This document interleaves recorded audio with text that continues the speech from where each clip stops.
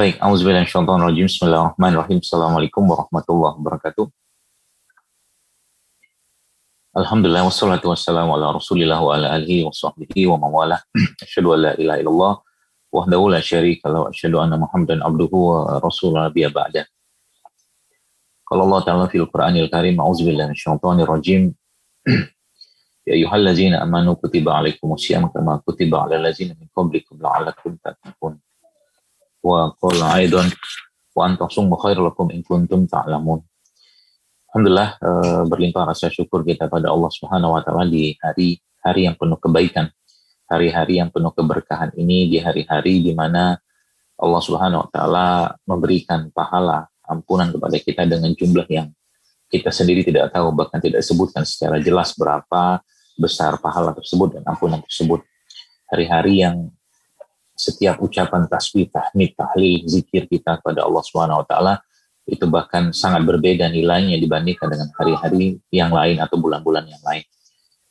Bulan yang subhanallah, disinilah Allah Subhanahu wa taala menginginkan kita hambanya untuk mengisi hati kita, mengisi jiwa kita, mengisi iman kita dengan nutrisi yang terbaik, itu Al-Quran. Ya, Allah Subhanahu wa taala menjelaskan dalam Al-Quran bahwa Ramadan dalam bulan turunkannya Al-Quran. Dan disitulah petunjuk bagi kita umat manusia. Dan mudah-mudahan kita semua dimudahkan Allah Subhanahu wa taala untuk bisa terus membaca, mengamalkan Al-Quran, dan juga merasakan kebaikan dan keberkahan dari Al-Quran yang Allah berikan kepada kita semua. Dan kita mengucapkan juga salawat kepada Nabi Muhammad Sallallahu Alaihi Wasallam. Allahumma salli wa sallim wa barik alaih. Dan mudah-mudahan kita semua juga dimudahkan Allah Subhanahu wa taala untuk bisa meneladani dan juga meneruskan apa yang sudah beliau lakukan bersama generasi terbaik zaman dulu. Baik, jazakumullah khair atas undangan dari Bapak Ibu dari Bank Syariah Indonesia hari ini, dan alhamdulillah hari ini juga hadir Ibu Ida yang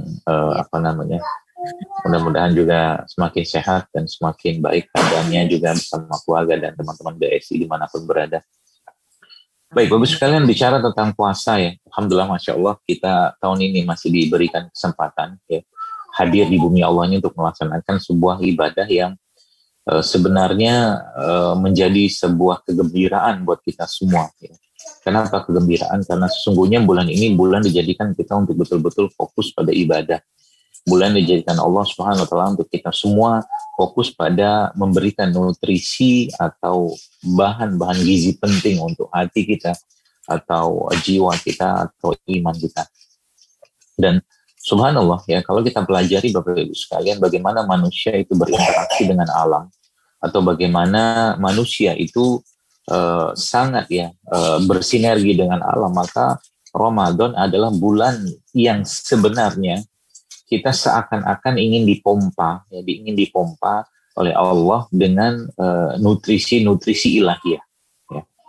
Kita tahu bahwa Nabi kita Muhammad Sallallahu Alaihi Wasallam ya, dalam banyak hadis disebutkan bahwa Rasulullah itu memang tidak tidur atau mungkin bukan tidak tidur, tapi Nabi Muhammad SAW itu tidur setelah Isya. Jadi beliau tidak bicara, tidak ngobrol ya. Jadi Nabi Muhammad SAW itu tidak ngobrol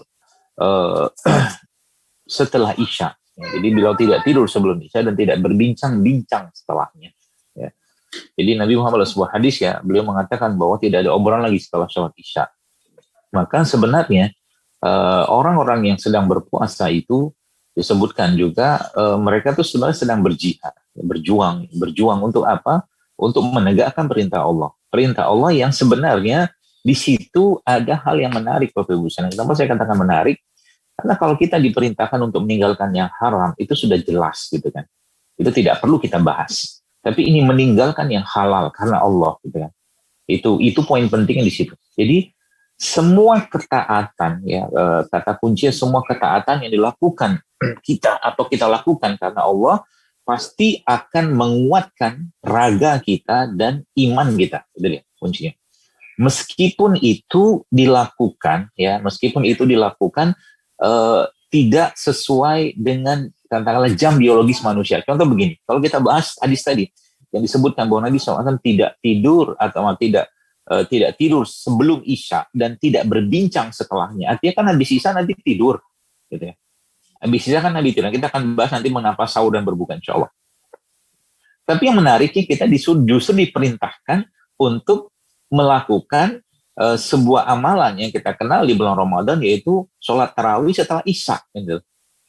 Jadi makanya saya bilang tadi, orang yang berpuasa itu ada dua jihadnya. Jihad pertama, dia meninggalkan sesuatu yang halal.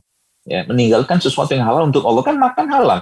Asal rezekinya halal, makannya halal, minumnya halal, maka Masya Allah ya, itu luar biasa gitu kan, bermanfaat bagaimana. Tapi ditinggalkan karena Allah. Maka Allah ganti dengan pahala yang kita sendiri nggak tahu jumlahnya berapa. Karena satu kebaikan itu, Allah SWT menjelaskan dalam Al-Quran itu balasannya 10 kebaikan. Satu kebaikan. Ya. Ini kebaikan meninggalkan sesuatu yang halal karena Allah, maka balasan atau apa yang Allah ganti itu nggak bisa dibahas dengan kacamata atau mungkin dengan hitung-hitungan manusia.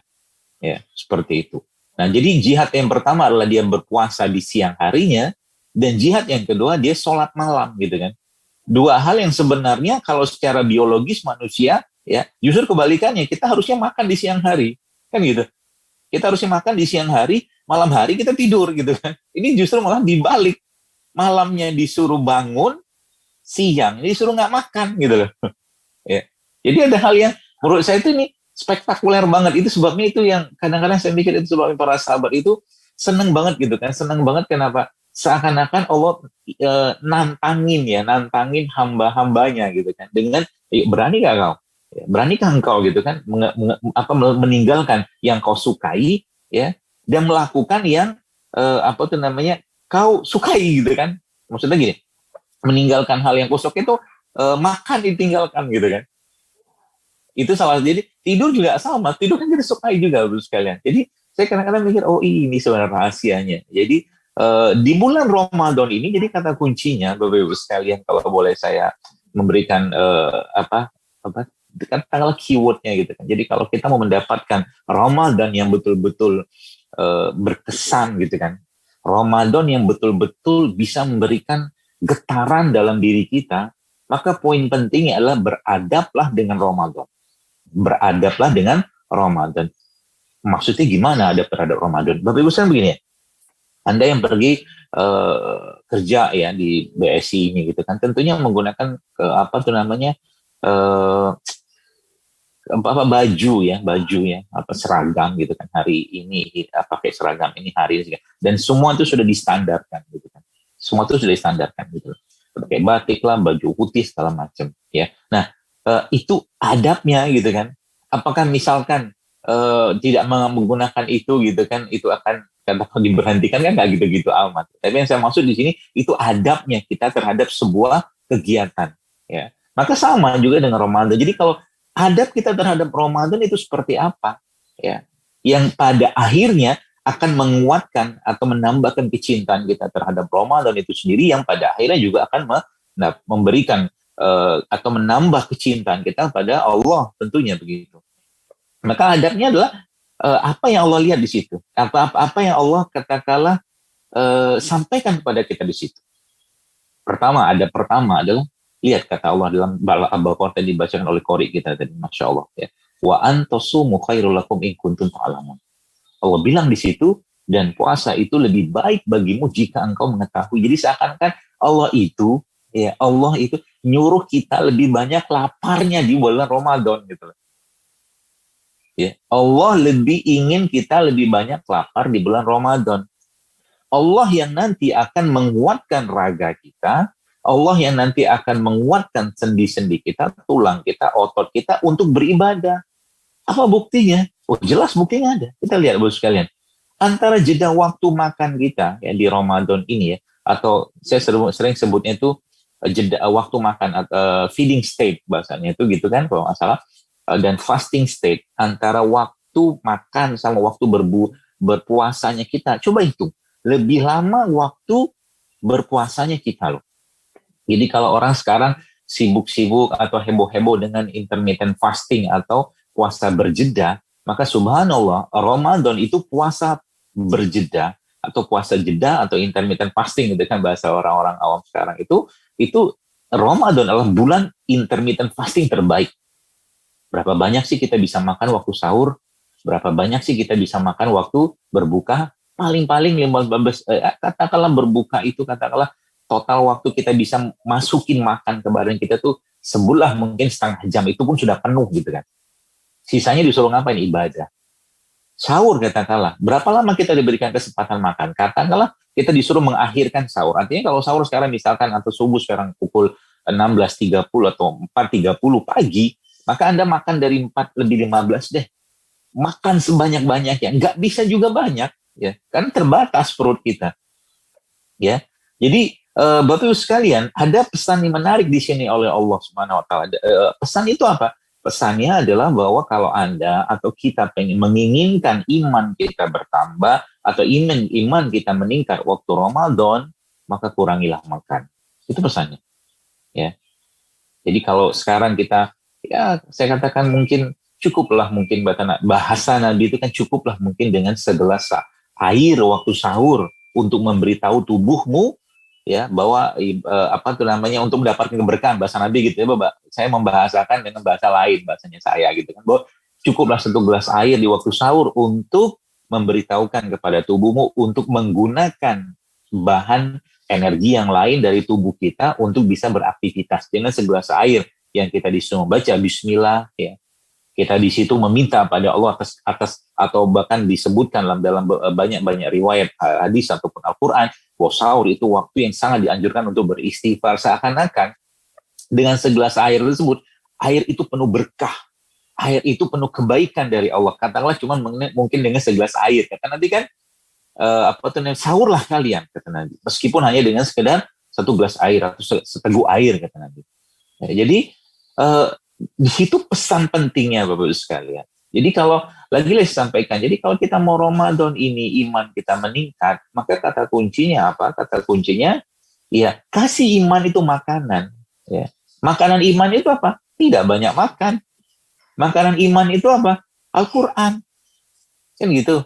Kenapa kita disuruh katakanlah atau kita belajar atau kita melihat bagaimana para salafus soleh atau orang-orang soleh yang malu menjadi teladan kita itu, mereka betul-betul berjibaku dengan Al-Quran. Karena memang Al-Quran itu Bapak sekalian, gini lah. Saya mungkin coba mengistilahkan atau mungkin ini kita bahas iman dulu ya, nanti baru imun. Jadi ketika Anda gitu kan, kita sesak nafas. Nah, ketika orang bukan sesak nafas, orang itu termenggeh-menggeh kalau bahasa Jawa, atau mungkin terengah-engah gitu bahasa kita. Maka sistem yang bekerja dalam tubuh kita itu adalah sistem yang disebut dengan simpatik gitu kan. Sistem simpatik. Jadi dia denyut jantungnya meningkat ya. Tapi ketika orang tarik nafas, sembusin lagi, tarik nafas, sembusin lagi, tarik nafas, sembusin lagi, itu akan bekerja adalah sistem dikenal sebagai parasimpatik. Apa bedanya? Simpatik itu meningkatkan denyut jantung, parasimpatik itu menurunkan atau merelaksasi jantung. Dan tadi saya katakan, ini ingat kaitannya, Ramadan adalah bulan Al-Quran. Ramadan adalah bulan Al-Quran. Maka ada satu kata atau pernah saya tulis dalam, atau itu saya kopas, itu bagus banget tulisan, judulnya sewot. Sewot itu adalah bukan istilah saja atau singkatan dari sebuah kepanjangan, yaitu salat is exercise with oxygen therapy gitu kan. Salat with exercise with oxygen therapy. Ya. Maksudnya gimana? Kita lihat apa yang kita baca dalam salat. Salah satunya adalah yang salah satunya adalah ayat-ayat Al-Quran. Dan ayat-ayat Al-Quran yang kita baca itu Bapak sekalian, yaitu kan ada panjang pendeknya, ada makharijul hurufnya, ada tajwidnya gitu kan. Ada iramanya ya. Jadi subhanallah Bapak sekalian ya, ketika orang baca Alhamdulillahi Rabbil Alamin Ar-Rahmanir Rahim Malik Yaumiddin Iyyaka na'budu wa iyyaka nasta'in Ihdinas siratal mustaqim Siratal ladzina an'amta 'alaihim ghairil maghdubi 'alaihim waladdallin.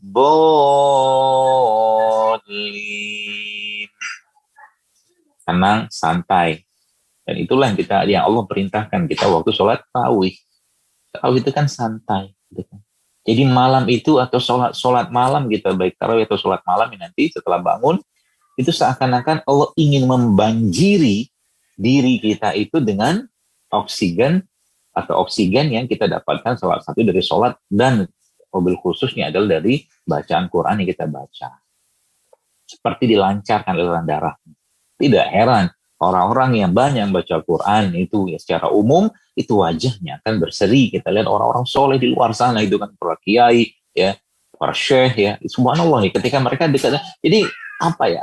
Nggak perlu macam-macam gitu kan untuk membuat wajah itu berseri. Tapi Al-Quran itu salah satu caranya Allah untuk membuat kita ya berseri, bukan hanya berseri sekedar fisik gitu kan.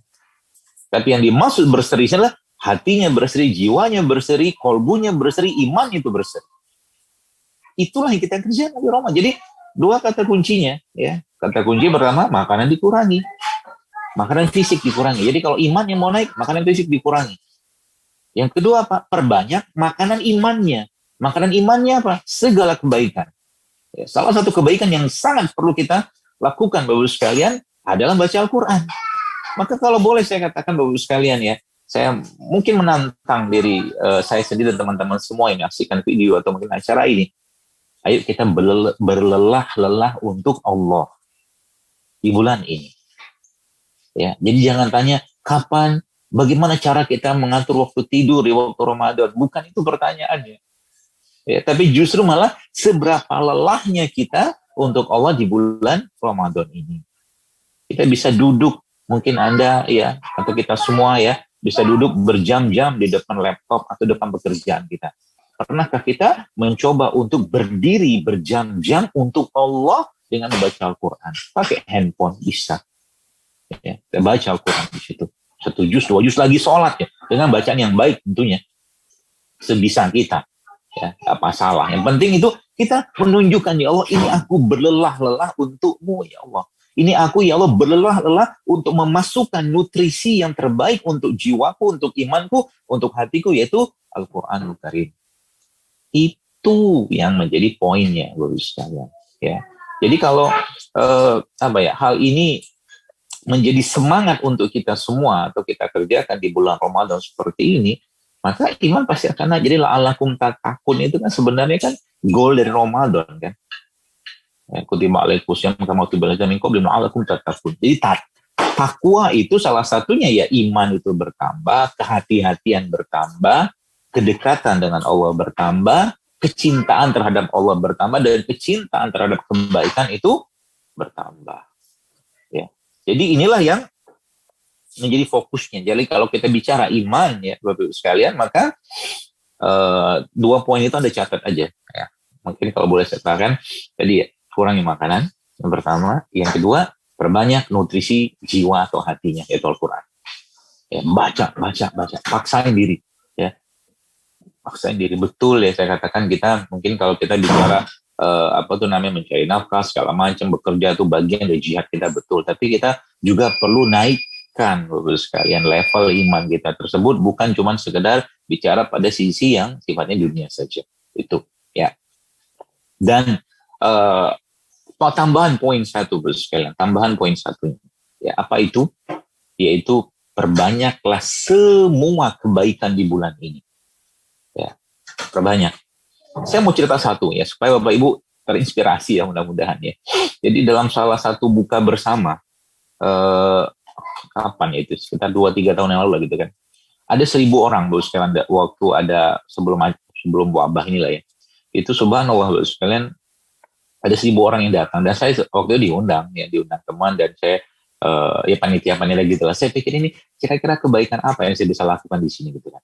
Di tempat tersebut 1.000 orang. Lalu saya pikir, keren nih kalau saya beli kurma. Saya beli kurma 2 dus. Harga kurma itu nggak salah kita 600 ribuan atau 2 itu 700, saya lupa. 700 ribu lah kurang lebih. 2 dus kurma. Terus saya bilang sama panitia waktu saya datang, ini kurma saya mau lelang, saya bilang. Lelang kurma tadi. Ya. Lelang, dan subhanallah Bapak Ibu tahu, akhirnya kurma itu berhasil dilelang. Ya, berhasil dilelang, dan nilai lelangnya waktu itu ada hasil lelang tersebut untuk suatu pondok pesantren gitu kan. Hasil lelangnya itu bernilai berapa? 20 juta. 20 juta, subhanallah, 20 juta. Terus saya bilang, ini apa lagi nih gitu kan yang saya mau kerjakan dengan coba. Jadi bahasa itu kreatif dalam berbuat baik gitu kan. Lah saya bilang ini supaya yang beli kurma ini dapat pahala ya, saya bilang gitu ya. Semua peserta yang hadir atau peserta buka bersama itu makanlah kurma tersebut supaya yang beli kurma dapat pahala kan gitu kan, memberi makan orang berbuka. Oke, selesai itu yang jadi poin pertama lelangnya. Poin kedua itu adalah yang membeli kurma dapat pahala. Poin ketiga, ini menarik. Saya ingat gitu kan kata Nabi sallallahu alaihi wasallam bahwa memberi makan orang berbuka itu sama juga dengan dapat pahala puasanya tanpa mengurangi pahala dia gitu. Akhirnya saya bilang apa? Ketika nanti mereka mau makan kurma yang dia diberikan tadi itu, coba tukar dengan teman sebelahnya. Jadi ketika mereka makan kurma tadi, mereka bertukar kurma, kebayang ya. Jadi 1.000 orang itu, ya kebayang ya, itu akhirnya bertukar kurma dan semua dapat pahala. Mulai dari yang panitianya, ya, mulai dari yang sedekah kurma atau lelang kurma tadi yang dia mengeluarkan uang sampai 20 juta tadi, ya, dan yang berbuka pun dapat pahala. Jadi kalau boleh saya katakan, sekarang siapkan makanan terbaik Anda, ya, atau siapkan makanan terbaik kita, ya, itu dan bukan untuk kita, sekarang, tapi berikan untuk orang lain. Scale up your iman, gitu kalau bahasa saya gitu lah. Jadi kalau kita sekarang mungkin apa tuh namanya di bulan ini sudah biasa mungkin memberi makan orang berbuka, menunya diperbaiki, jangan menu itu aja. Contohnya begitu. Itu salah satu cara kita untuk meningkatkan keimanan. Termasuk juga kemarin waktu saya bertemu dengan salah satu ponakan. Kita kata, pernahkah kamu bersedekah dengan jumlah sekian? Saya bilang. Oh belum, Om, dia bilang. Coba bulan ini paksain, saya bilang. Kalau perlu gajimu tuh 1 bulan sedekahin semua. Insya Allah nggak bakal kekurangan. Ya. Gaji sebulan itu sedekahin. Berikan kepada orang-orang yang belum pernah kamu bagi. Ya. Entah itu keluarga, yang bagus keluarga memang. Ya. Atau mungkin orang lain atau bagi diri kita sendiri, salah satunya dengan cara apa? Misalkan memberi mungkin atau membeli sejadah yang bagus, baju yang bagus untuk sholat, terutama di Ramadan kayak begini, beli kopiah yang baru, ya macam-macam. Itu adab kita dengan Ramadan di bulan ini Bapak sekalian. Dan itu semua pada akhirnya akan membuat iman kita akan naik. Itu poinnya. Jadi kalau kita bicara tentang apa tuh namanya tadi kita bicara tentang iman itu ya itu tadi. Ya. Iman itu makanannya semua kebaikan. Ya, semua kebaikan itu adalah makanan dari iman itu sendiri. Ya. Dan kalau kita bicara tentang apa tuh namanya tadi ya, kenapa ada sahur, kenapa berbuka, sebenarnya inti-inti apa tuh namanya poin penting sebenarnya sederhana, ya kan inna fi khalqis samawati wal ardi wa fil laili wan nahari la ayatin liulil albab. Di antara tanda-tanda kebesaran Allah itu ya. Itu di antara tanda-tanda itu terdapat hidayah ya buat orang-orang yang mau berpikir ya. Maka setiap pergantian waktu itu ada pergantian atau perubahan metabolisme dalam tubuh kita ya. Kalau kita bicara tentang tadi ya, kenapa kita disuruh berbuka, kenapa kita disuruh sahur itu kan sebenarnya perintahnya sederhana, seakan-akan tubuh kita ini makan terakhirmu ya. Habis ini nggak ada makan lagi. Nah, ya setelah ini maka kamu bersiap dengan aktivitas kebaikan. Maka akhirnya tubuh menggunakan cadangan glikogen, lemak segala macam untuk tubuh kita, untuk aktivitas itu. Jadi yang maksud saya itu yang kita manusia-manusia sekarang ini yang banyak sisa atau banyak tabungan lemaknya. Ramadan ini bulan bersih tabungan. Gitu. Ya. Makanya kalau mau itu diukur, lingkar pinggangnya diukur. Ya. Jadi mudah-mudahan nih teman-teman BSI kan sepertinya banyak yang juga tidak banyak yang gemuk kayaknya. Langsing-langsing semua kaya nih. Dilihat dari kejauhan. Ya begitu ya. Jadi Bapak sekalian, jadi sahur itu perintah. Gitu. Jadi apa makna di balik sahur itu? Jadi seakan-akan gak usah banyak makan, cukup air saja, banyak yang istighfar. Ya. Dan kalaupun makan, siapkan secukupnya saja. Kenapa? Karena tubuh akan switching mode dari glukosa sebagai bahan baku, dia akan menggunakan bahan baku yang berasal dari lemak atau glikogen. Itu yang saya paham. Sehingga sebenarnya orang yang sakit mah sekalipun, coba lihat, dia bisa puasa loh. Kenapa? Ada perintah. Jadi otak tuh nggak kaget, atau tubuh kita tuh nggak kaget, perut kita nggak kaget. Perut kita itu nggak kaget, kenapa? Karena memang tetap tubuh tuh diberikan tenaga ya, oleh tubuh kita dari cadangan glikogen dan lemak. Ya seperti itu. Ya. Nah, lalu dilihat lagi kan setiap pergantian waktu di mana muncul matahari atau tenggelamnya matahari, maka disitulah Bapak Ibu sekalian membutuhkan sebelah mungkin tenaga buat tubuh kita, karena pasti akan ada perubahan. Contoh begini, ketika mata kita lihat pagi hari itu melihat matahari kan, pagi hari ya, maka otomatis sistem malam yang bekerja itu namanya parasimpatik, itu akan berubah menjadi simpatik. Ya, parasimpatik itu yang rileks, saya jelaskan di awal tadi kan. Yang simpatik itu sistem yang aktif bekerja, yang menggunakan adrenalin, non-adrenalin segala macam. Jadi seakan-akan di situ kita disuruh kasih energi secukupnya saja. Ya, secukupnya saja energi tadi. Ya, lalu bukannya juga sama, perubahan siklus ya, bukan siklus tapi perubahan sistem hormon ya. Berbuka itu kan dari terang ke gelap. Terang ke gelap membutuhkan energi sehingga disuruh makan. Tidak heran disuruh makan apa? Glukosa yang berasal dari kurma. Kan gitu. Dan kurma itu bukan cuma sekedar glukosa, maka mau sebanyak apapun makanan Anda ketika atau makanan kita saat berbuka puasa, mungkin di jamu atau apapun, berbukalah dengan kurma. Berbukalah dengan kurma, bukan berbuka dengan yang manis. Sebagaimana iklan yang sering kita dengar. Ini berbuka dengan yang manis, orang minumnya sirup gitu loh. Bukan berbuka dengan yang berarti berbuka dengan, maka Nabi berbukanya dengan kurma. Kalau nggak ada kurma basah, kurma kering, atau nggak air putih. Jadi Allah Subhanahu Wa Taala pasti yang memerintahkan Nabi kita berbuka dengan makanan terbaik dulu sekalian. Ya, makanan terbaik. Di situ ada keberkahan di situ yang Allah ingin dapatkan atau kita bisa dapatkan di situ. Ya. Jadi poin imannya di situ. Jadi poin dan disuruh ngapain di situ? Coba. Sahur, kita disuruh ngapain sama Nabi? Suruh banyak istighfar. Menjelang sahur itu waktu terbaik beristighfar. Ya. Jadi sahur itu bukan sibuk nonton tontonan tidak penting, tapi banyak yang istighfar waktu sahur. Minumnya sedikit saja, kan gitu kan? Air putih saja. Ya. Kalaupun bisa ada makanlah secukupnya. Ya. Itu yang pertama. Bukanya disuruh ngapain? Bukanya oleh Rasulullah SAW kita diperintahkan tadi pakai kurma kan. Habis berbuka suruh ngapain? Berikan nutrisi untuk jiwamu dengan cara apa? Kan suruh berdoa. Salah satu waktu mustajab adalah berdoa.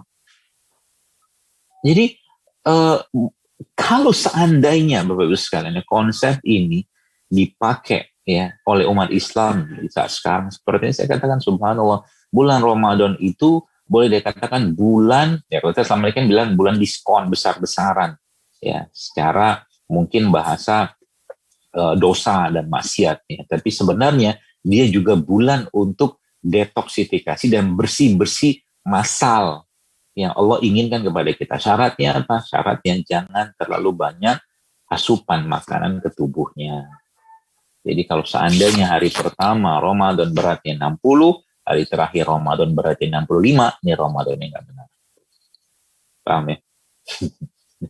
Hari pertama Ramadan 60, hari terakhir 65. Nggak benar ya ini Ramadan.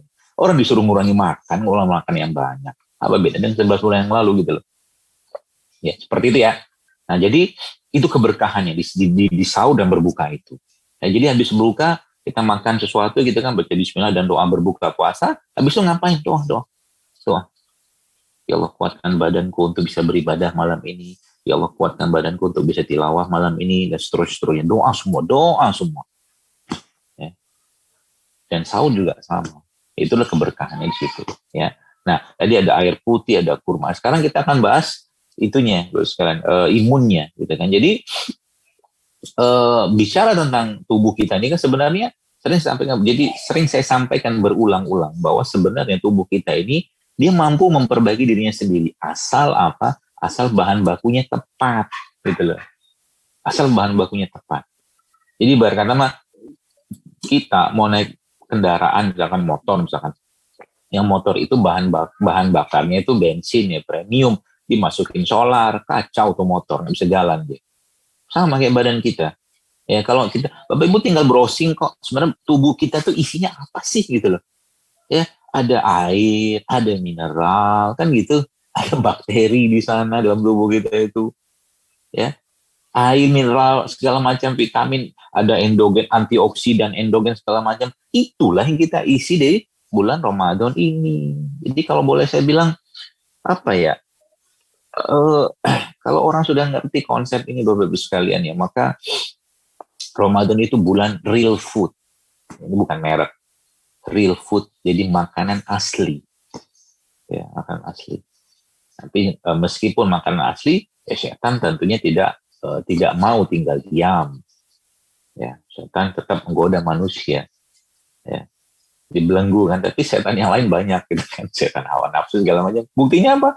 Buktinya akhirnya bulan Ramadan atau berbuka itu penuh dengan makanan-makanan yang tidak sehat gitu kan. Saya pernah satu kali ada Zoom dengan salah satu, sepertinya juga nasabahnya dari BSI itu, Pertamina dengan saya.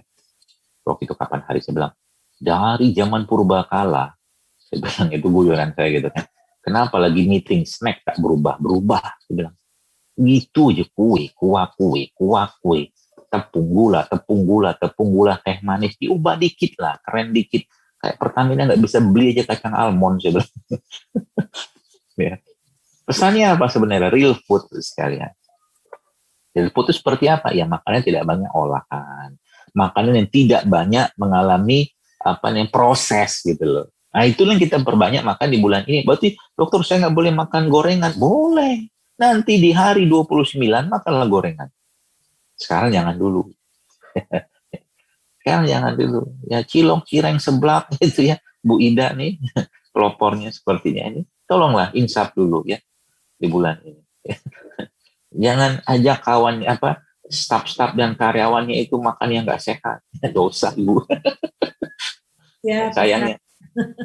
Ya. Jadi diajakin traktirnya makannya karedok, nah gitu. Traktirnya makannya gado-gado, rujak gitu kan. Jangan ditraktir makan nasi goreng di bulan Ramadan. Ya. Gitu. Sepertinya Ibu tersinggung. Gak apa-apa, Bu. Duduk kok pas, Ustaz. Iya, saya tahu, Bu. Karena wajah kita itu cerminan dari isi perut kita. Jadi yang sukanya gorengan, tepung, cirong, apa segala macam kelihatan di wajah. Saya bisa wajah. Terima kasih Ustaz. Mudah-mudahan ya, itu real food ya. Real food itu seperti apa? Gampang kok sekalian. Ya. Pokoknya jangan banyak makanan yang sudah mengalami pengolahan, makanan mengandung gula, bahan-bahan sintetik. Jadi makanan pabrikasi itu stop semua di bulan ini. Itu sih, kalau Anda mau imunnya bagus, ya air diperbaiki. Air apa paling bagus ya? Kalau bisa mineral Zam-Zam ya air Zam-Zam kalau ada. Tapi kalau tidak, air mineral, bukan air yang dibuang mineralnya.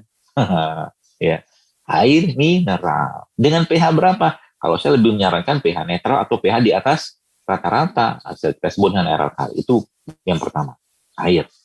Lalu yang kedua apa? Vitamin mineral. Dan di mana dapatnya? Dari sayuran dan buah-buahan. Maka anggarkan di bulan ini untuk lebih banyak lagi mengkonsumsi itu. Termasuk, dokter saya tidak bisa meninggalkan nasi. Nggak apa-apa, beli belas coklat atau brown rice. Anda makan itu sekepal tangan Anda, bukan sekepal kakinya gajah. Ya, terus saya jelaskan ini kenapa. Saya pakai kepalan tangannya, ada atlet gym itu, aku gede banget tuh makan nasinya. Gak banget kepala tangan kita, boleh makan. Tapi kan judulnya puasa. Setengah di waktu sahur, setengah di waktu berbuka. Selesai. Kita bakal meningkatkan berat badan. Ya, nasinya atau berasnya itu beras coklat. Ya, kenapa sih suka beras coklat? Karena rasanya lebih enak buat saya dibandingkan beras hitam atau beras merah. Kalau nggak ada beras, makan apa? Makan orang-orang tradisional zaman dulu. Contohnya apa? Singkong. Ya, singkong itu kalau diancur-ancurin yang udah dikukus itu kan enak loh. Pilihannya itu. Ya, kalau nggak tuh misalkan dok, saya tetap pengen butuh karbo, makan karbo nggak apa-apa. Kentang juga boleh, tapi kalau makan kentang sebaiknya saya lebih menyarankan makan kentang yang sama kulitnya. Jadi kentangnya dikukus, kita dibersihkan, nanti makan sama kulitnya. Ya, seperti itu mineral di situ, karbo semua di situ. Jadi real foodnya di situ, ya. Jadi sebenarnya kalau seandainya ya real food ini kita konsep ini kita pakai di waktu Ramadan seperti ini, maka masya Allah ya, penyakit hilang dengan sendirinya. Termasuk juga coba usahakan Bapak Ibu sekalian ya, di bulan ini tuh ya minimal lah Anda tetap rutin konsumsi madu gitu ya, di sahur atau berbukanya, ya rempah rimpang apa sekarang banyak yang sudah jadian kok, bisa Anda dapatkan ya maksudnya di mana aja ya, seperti itu ya. Jadi rempah rimpang, madu, habas sauda, zaitun ya. Jadi kalau saya kasih tipsnya sederhana supaya imunnya itu naik ya. Pertama ya, di sahur dan berbuka saran saya konsumsilah probiotik, di sahur dan berbuka. Berapa banyak? 1 sendok kan cair tuh itu kan. Dapatkan itu banyak yang udah jual sekarang probiotik. Yang kedua konsumsilah madu. Oke. Yang ketiga konsumsilah habatus sauda. Oke. Ketiga ya. Nah, yang keempat konsumsilah lemak yang baik, either itu dari minyak zaitun atau dari VCO. Enggak ada itu Anda bisa makan alpukat. Itu lemak baik tuh. Ya. Dan yang terakhir ya, ini apa pesan saya itu biasanya adalah sayur buah atau serat itu bisa Anda dapatkan dari berbagai macam yang biasanya makanan-makanan minuman yang biasa di bulan Ramadan ini tuh muncul tuh ya. Seperti kolang-kaling, rumput laut, nah itu coba tuh dimakan waktu berbuka dan sahur, efeknya bagus banget. Nah cara bikinnya nanti gampang, kolang-kaling ya, rumput laut, tambahkan cincau ya, cincau yang hijau, jangan cincau yang hitam yang masih asli itu, lalu Anda tambahkan di situ air kelapa. Jadi air itu pakai air kelapa, mau kelapa tua boleh, mau kelapa muda boleh. Ya, kalau usia sudah tua, pakainya kelapa tua. Masih muda, pakai kelapa muda. Memang ada hubungan, kata guru saya sih, kandungan kaliumnya nggak beda gitu kan. Jadi kalau kelapa muda itu kan biasanya lebih gasnya lebih tinggi, asamnya lebih tinggi. Tapi nggak apa-apa. Ya, jadi kalau yang merasa, dan tua merasa muda gimana dok? Ya, kalau tua merasa muda, ya boleh minum 2 campur saja. Ya, karena ada orang yang sudah tua tapi merasa muda. Ya, seperti itu. Ya, banyak yang tersenyum sepertinya. Ya, baik. Jadi itu ya, ada cincau, ada kolang-kaling, ada rumput laut, kasih tape sedikit, ya, atau kasih potongan-potongan alpukat, kasih air kelapa, kasih madu, kasih garam sedikit, selesai. Udah kenyangnya minta ampun itu, subhanallah. Cobain deh nanti waktu berbuka, ya. Itu namanya es campur, nggak pakai es tapi campur saja. Jadi kolang-kaling, rumput laut, cincau, tape, kemudian air kelapa, kasih garam, kasih madu. Sudah cukup gitu. Ya, itu udah bikin kenyang, sehari bisa powerful luar biasa. Itu kayak gitu dirutinin aja, bosan BAB-nya lancar, ya, wajahnya akan berseri, terawih nggak ngantuk. Ini gimana mau terawih, ya? Gimana mau terawih bisa sukses, ya? Kenapa? Bukanya tepung, sahurnya tepung yang digoreng, kasih garam, jantungnya lemot. Akhirnya terawihnya orang sudah sujud, dia masih berdiri ruku. Ketiduran waktu sholat, ada orang kayak begitu. Ya, jadi imamnya sudah sujud, dia masih jadi Masya Allah. Kebanyakan tepung. Kemarin kapan hari pulang gitu kan, lihat ada saudara gitu kan. Antum umurnya berapa sih bang? Umurnya belum ada 40, tapi wajahnya udah tua banget gitu kan. Oh iya, saya bilang, ini wajah-wajah tepung digoreng. Oh ternyata bener, wajah tepung digoreng, wajah santan dipanaskan. Udah gitu kan akhirnya gelap. Ya, gelap itu maksudnya bukan nggak bercahaya karena bukan, tapi sel itu tuh tidak berseri gitu. Ya, jadi itu bulan ini adalah bulan kita memberikan yang terbaik untuk tubuh kita. Dan ingat bos sekalian ya, sebagai penutup mungkin habis ini kan mungkin ada tanya jawab.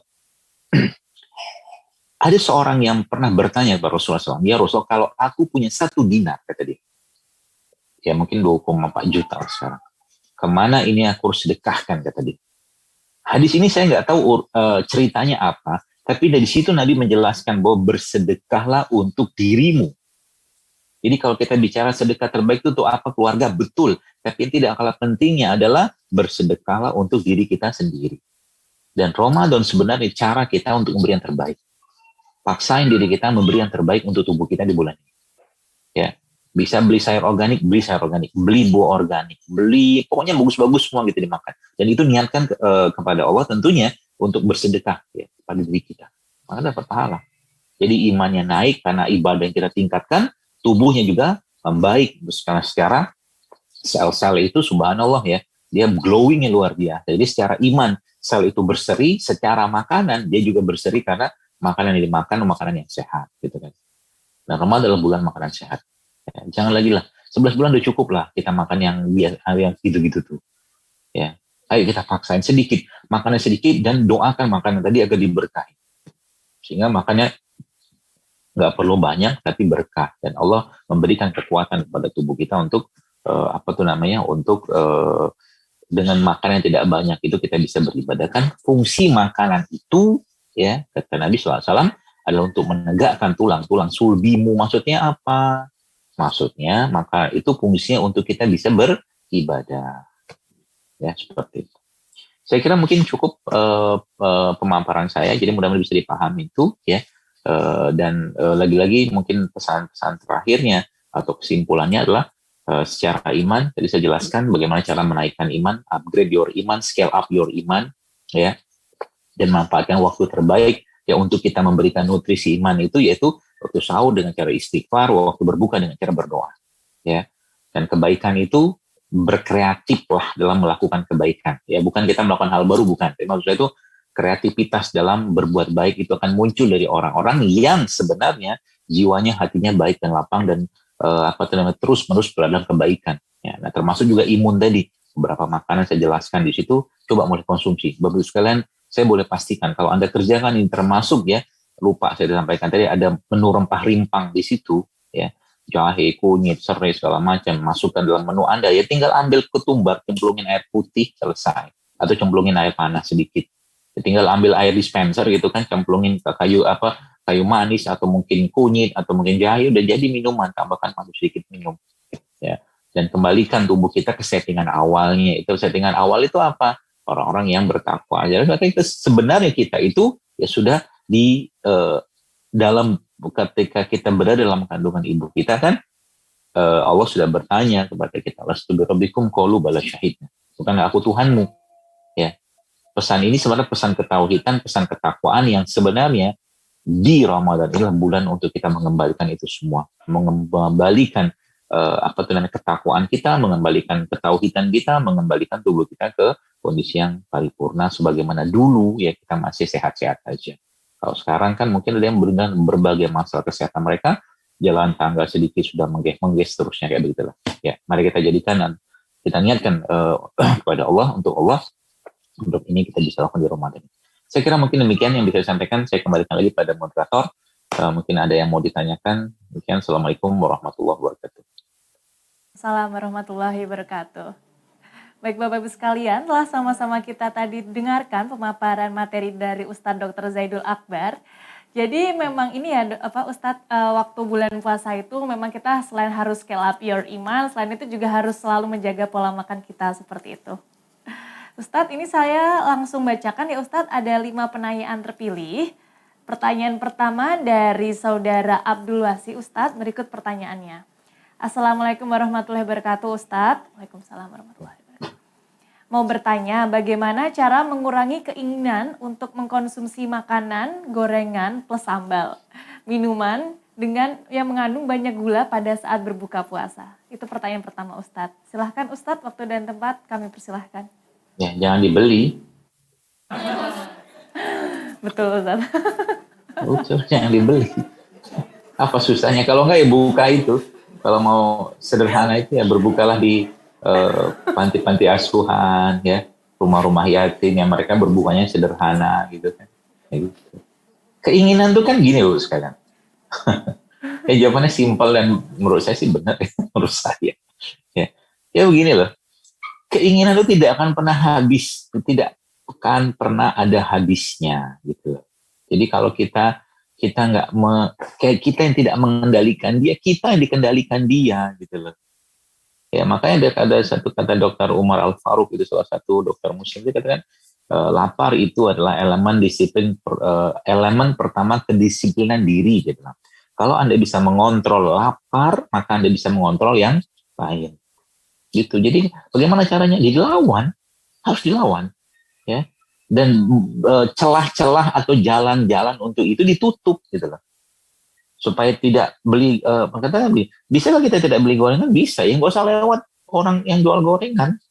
Jangan kita lewat, nggak usah lewat tempat-tempat yang banyak jual makanan, gitu loh. Bisa, kita mengendalikan, ya. Makanya saya bilang kan, ya makan sehat, hidup sehat, itu kan seperti orang tahajud. Tahajud itu susah nggak? Susah loh.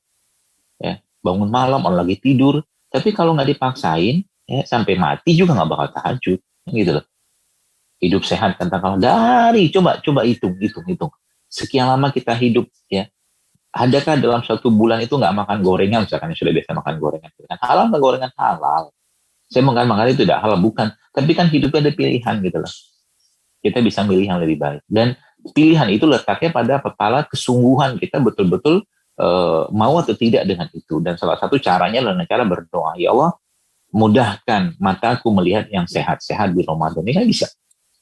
Mudahkan pikiranku teringat dengan yang baik-baik dan sehat-sehat ya Allah. Itu kan bisa kok. Nanti Allah akan arahkan.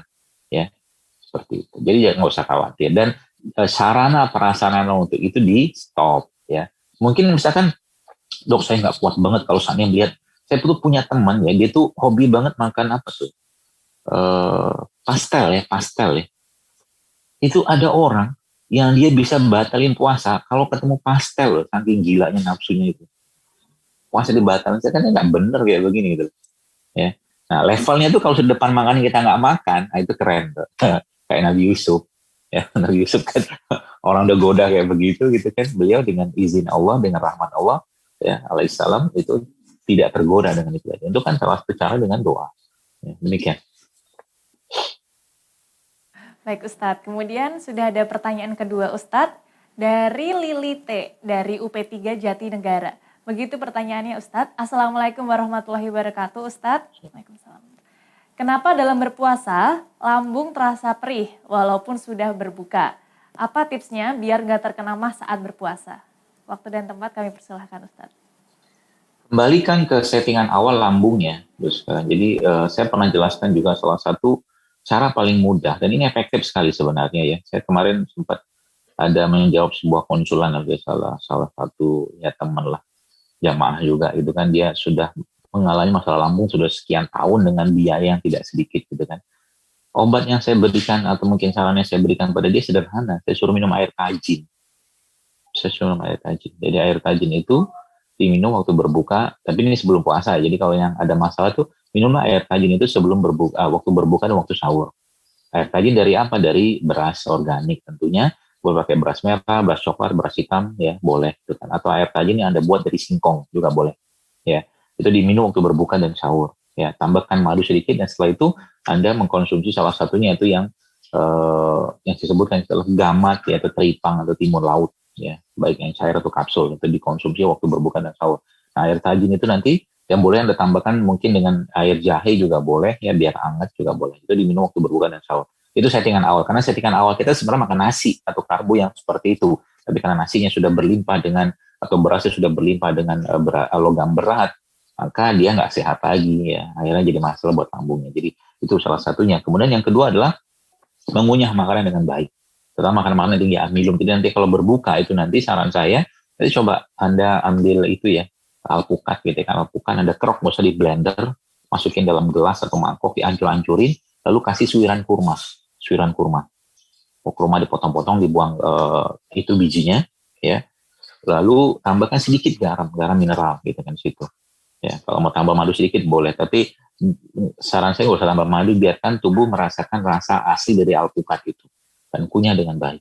Ya, itu insya Allah sudah sangat membantu, karena kurma juga salah satu yang tinggi amilum, ya, bukan kurma, alpukat ya, juga baik tuh. Itu insya Allah akan membantu waktu berbuka dan sahur. Dan makanan-makanan yang terutama bersifat dingin ya, kayak semangka itu sebaiknya waktu berbuka dikurangi atau di stop dulu. Ya, jadi yang dimakan itu makan padat gitu kan, termasuk juga kalau bisa nanti untuk saya pengen makan apa tuh namanya, di Jawa tuh namanya nagasari ya. Nagasari itu kue yang isinya dalamnya pisang itu tapi dari tepung. Nah, tapi kan nagasarinya itunya itu dibuat dari tepung talbina.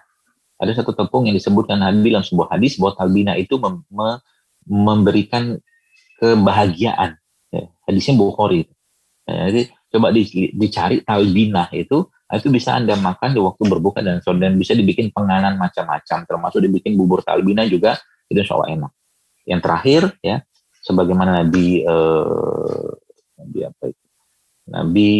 Ayub ya, Nabi Yunus yang keluar dari perut ikan besar itu, Allah tumbuhkan kepada beliau alaihissalam itu salah satu tumbuhan atau tanaman yang namanya labu. Itu saya juga pakai biasanya untuk mengembalikan keseimbangan orang-orang yang bermasalah seperti mas seperti itu ya. Jadi itu labu bisa dikonsumsi, labu kuning itu labu siam ya, jadi kukus, dihancur-hancurin nanti ya, ditambahkan bumbu secukupnya itu dimakan, atau dibikin kolak atau sup tanpa santan juga boleh, atau dibikin sup juga boleh, sup labu. Ya, itu insya Allah akan sangat baik untuk mengatasi orang-orang dengan gangguan pencernaan. Demikian. Baik dokter, kemudian dokter sudah ada pertanyaan yang ketiga, pertanyaan dari Kiki NST. Berikut pertanyaan dokter. Assalamualaikum Ustadz, gimana ya cara merubah pola pikir kita supaya tidak makan terlalu berlebihan saat berbuka? Karena kalau sudah berbuka semuanya mau dimakan. Berikut Ustadz. Bagusnya begini ya, saya katakan tadi, jadi kalau kita mau, kalau iman sudah kuat ya tentunya, ya disajikan pun kita akan bisa mengendalikan. Nah, tapi kalau iman masih belum kuat-kuat banget, maka sarana yang bisa menyebabkan kita jatuh kepada hal yang merugikan diri kita itu ditutup. Maksudnya begini, seandainya misalkan kita lagi berbuka itu banyak makanan, ya kurangi makanan. Jadi makanan yang disajikan di meja pun usahakan sederhana, misalkan begitu. Ya. Jadi misalkan kan kami bersatu keluarga, kan bisa diperintah. Yuk kita hidup sederhana dulu, yuk kita buka sederhana dulu yuk. Nanti. Jadi akhirnya mata kita tuh nggak fokus dengan berlimpahnya makanan tadi. Cobalah terus sekarang kita mulai mengendalikan hawa nafsu ini. Ya, karena pikiran kita, nafsu kita kan sebenarnya bisa kita kendalikan dengan iman kita. Ya, kita diberi akal untuk itu, dan banyak kerugian kalau seandainya kita tuh berlebihan dalam urusan makanan di bulan Ramadan seperti ini sebenarnya. Ya, jadi sarana dan prasarana yang menyebabkan kita berlebihan itu ditutup.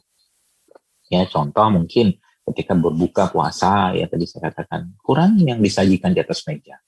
Atau misalkan berbuka bareng keluarga, ya sudah misah sebentar sedikit, makan kurma, minum air putih, sudah penuh tuh. Ya, selesai gitu. Jadi kita mencari solusi, bukan kita terus dikendalikan oleh nafsu tersebut, ya. Dan pikiran itu sesuai dengan apa yang ya kita lihat, dengar, rasakan, kan begitu munculnya pikiran itu. Ya, salah satunya itu. Demikian.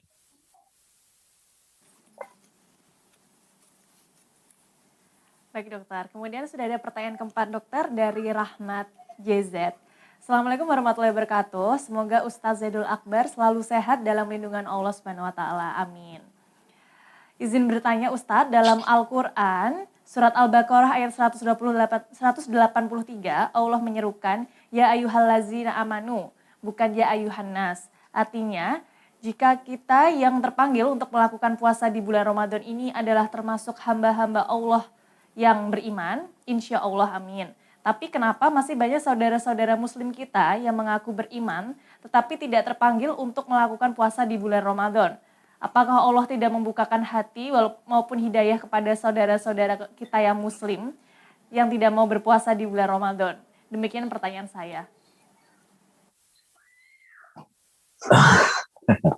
Iya, ini pertanyaan berat nih sebenarnya. Cuman hidayah itu mahal ya. Hidayah itu mahal, dan hidayah itu harus dijemput ya. Orang yang contoh begini ya, orang yang dia tiap malam meminta ampun kepada Allah gitu ya. Dia sholat segala macam gitu ya. Tapi di siang hari yang misalkan dia masih bermaksiat, kira-kira Allah bakal kasih ampunan enggak untuknya? Jelas tidak, sekalian. Jadi Allah akan memberikan hidayah tersebut kepada orang-orang yang sudah memantaskan dirinya.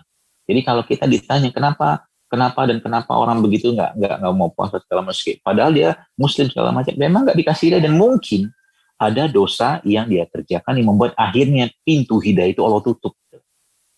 Jadi hati-hati ya. Jadi hati-hati kita dengan perkara-perkara dari mulai kecil dosa gitu kan, sampai mulai yang besar yang menyebabkan akhirnya pintu hidayah itu Allah tutup. Beberapa ulama misalnya kita tahu, salah satunya Imam Syafi'i pernah sebutkan sebuah riwayat, itu bisa kehilangan 1 juz ya hafalannya dia ketika beliau melewati pasar. Coba, bagi kita kan lewati pasar biasa aja, tapi itu bagi orang yang seperti itu maksiat gitu kan dia. Karena terlalu banyak kemungkaran yang dia lihat di situ. Mungkin ya. Jadi sampai seperti itu coba. Jadi kalau ditanya kenapa mereka tidak mau berpuasa, Allah belum memberikan hidayah. Apa harus kita kerjakan? Doakan. Kita nggak bisa memaksakan mereka untuk berpuasa. Ya, jadi doakan mereka. Termasuk di doa-doa Ramadan kita seperti ini, kita doa orang yang sedang berpuasa mustajab, orang yang sangat mudah dikabulkan Allah. Ya Allah, berikan hidayah kepada saudaraku yang saat ini belum mau berpuasa, ya Allah. Ya, maafkan mereka, maafkan dosa mereka. Ya, itu salah satu caranya kita. Karena sekelasnya Nabi kita Muhammad SAW saja, ya beliau tidak bisa memberikan hidayah kepada pamannya Abu Thalib. Ya, apalagi kita, gitu kan. Jadi tugas kita ngapain ya, doakan. Ya, kita tidak bisa berbuat banyak tentang itu. Ya, meskipun perintahnya Pak, ya ayyuhallazina amanu, betul. Apa beda amanu sama ayyuhan nas, atau mungkin apa beda muslim sama mukmin? Beda urusan. Muslim itu orang yang melaksanakan rukun Islam. Muslim dia, syahadat, haji segala macam itu kan. Mukmin apa? Orang yang beriman, meyakini rukun iman.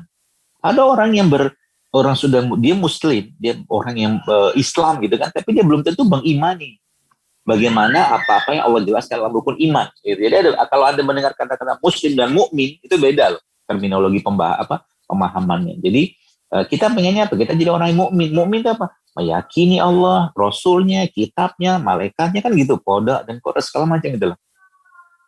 Jadi pada akhirnya, jadi kalau ditanya orang-orang beriman itu siapa ya? Orang-orang yang meyakini, ya meyakini apa yang diyakini? Meyakini atas apa yang sudah Allah perintahkan bahwa itulah yang terbaik untuk kita. Ya. Dan itu tidak semua orang diberikan. Ya. Maka tiap hari itu mintalah hidayah pada Allah. Dan salah satu doanya adalah Allahumma inni as'alukal huda wa tuqa wal afa wal ghina. Salah satunya kita minta petunjuk kepada Allah. Atau mungkin doa Allah, Allahumma lahimni rusydi wa aizni min syarri nafsi. Allah berikan aku hidayah, tunjukmu dan jauhkan aku dari kemungkaran atau dari keburukan diriku atau kejelekan diriku. Ya Allah, humma alhimni rusydi wa aizni min syarri nafsi. Dan minta kepada Allah agar membersihkan hati kita. Ya, karena zaman sekarang ini banyak orang ya, banyak manusia, sebagian mungkin manusia yang mereka terlalu sibuk dengan mengurusi orang lain. Kalau bahasa saya itu sibuk menjadi malaikat raqib dan atid, gitu kan. Itu bahaya itu. Jadi apa yang dikerjakan orang dikomentari terus, gitu kan. Padahal ada kepentingan buk dia. Dan itu orang kayak begitu, ya besar kemungkinan ada peluang dia bisa kena serangan atau masalah di jantung. Gitu. Jadi hati-hati. Ini salah, itu salah. Ini benar, itu benar. Jadi hati-hati sekali dengan itu. Ya. Jadi pesannya apa? Kita doakan saja mereka, ya. Dan jangan diumpat, jangan dicela, jangan dijelek-jelekkan, gitu kan. Jadi jangan justru kita malah menjadi setan yang baru tanda kutip ya buat mereka. Wallahu a'lam. Kemudian Ustadz ini ada pertanyaan terakhir, pertanyaan nomor 5 dari Agung Saputro. Berikut pertanyaannya Ustadz. Assalamualaikum Ustadz. So. Mohon izin bertanya, salah satu hal yang dapat menurunkan imun karena lelah atau bahkan stres dalam beraktivitas. Jika di luar bulan puasa bisa dengan mengonsumsi makanan atau minuman yang dapat meningkatkan imun. Nah, dalam kondisi puasa mohon tips agar tetap terjaga selain dengan mengonsumsi makanan atau minuman. Terima kasih. Tadi sudah saya jelaskan. Tadi itu yang madu, zaitun, habas sauda, ya lemak-lemak tadi itu loh. Dan kurangi jadi sebenarnya ada salah satu sumber energi yang lama dibongkar atau digunakan oleh tubuh namanya lemak. Jadi waktu berbuka, terutama waktu sahur yang ada beraktivitas berat mungkin ya, itu makanan lemak, minumlah atau makanan lemak. Kalau makan lemak contohnya apa tuh? Alpukat tuh, lemak tuh. Ya. Kalau minum lemak apa contohnya? Zaitun atau VCO juga bisa. Jadi saat sahur itu minum zaitun atau VCO. Ya, kalau mungkin kapsul zaitun ya mungkin boleh minum 5 atau 7 kapsul. Kalau kapsul VCO juga sama. Kalau mungkin pakai cair itu ya mungkin 1 sendok atau 2 sendok cukup. Insya Allah itu akan menjadi energi yang akan lama nanti baru dibongkar oleh tubuh. Ya. Jadi dia slow energy gitu, apa istilah itu saya lupa. Jadi pokoknya dia tuh dibongkarnya dipakai itu nggak secepat glukosa gitu kan. Dan karbonya dikurangi, lemaknya diperbaiki, dinaikin dan banyakin airnya. Ya, jadi waktu sahur itu minum air cukup banyak lah, mungkin dimulai sejak sholat malam itu coba minum air gitu. Demikian.